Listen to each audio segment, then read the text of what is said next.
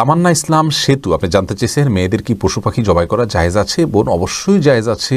মুরগি, হাঁস, এই জাতীয় পশু পাখি, গরু, এগুলো জবাই করার ক্ষেত্রে অনেক উদাহরণ আমাদের সমাজে আছে। যেমন ভাই বোন দুজন মিলে একসাথে গরু জবাই করতে পারবেন না শেয়ারে।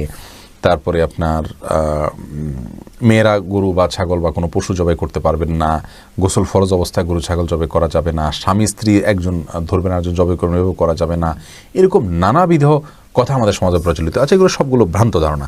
ছেলেরা যেমন জবাই করতে পারবেন, মেয়েরাও কিন্তু সেভাবে আপনার জবাই করতে পারবেন, কোনো অসুবিধা নেই। জবের যে শর্ত আছে বিসমিল্লাহ আল্লাহু আকবার বলে জবাই করে ফেলবেন। রবিউল ইসলাম জানতে চেয়েছেন কোনো কিছুতে পা লাগলে সালাম করা কি জায়েজ? না ভাই, কোনো কিছুতে পাও লাগলে সেখানে হাত দিয়ে সালাম করতে হবে। হাত দিয়ে যদি সালাম হয় না, পা ছুঁয়ে এটাকে সম্মান করে কোনো কথা নেই। কিন্তু আমাদের সমাজ যেহেতু পাও লাগাটাকে অসম্মান মনে করা হয়, এটা ওরফ, আর ওরফের একটা এতেবার এবং গ্রহণযোগ্যতা ইসলামী শরিয়াতে আছে, যার কারণে কারোর গায়ে পাও লাগলে সেটা লাথি দেওয়ার সাথে কিছুটা সাদৃশ্যপূর্ণ হওয়ার কারণে আমাদের সমাজ এটাকে দূষণীয় মনে করে। অ্যারাবিয়ানরা দূষণীয় মনে করে না, তারা জন্য পাও লাগলেও এটাকে কিছু মনে করে না।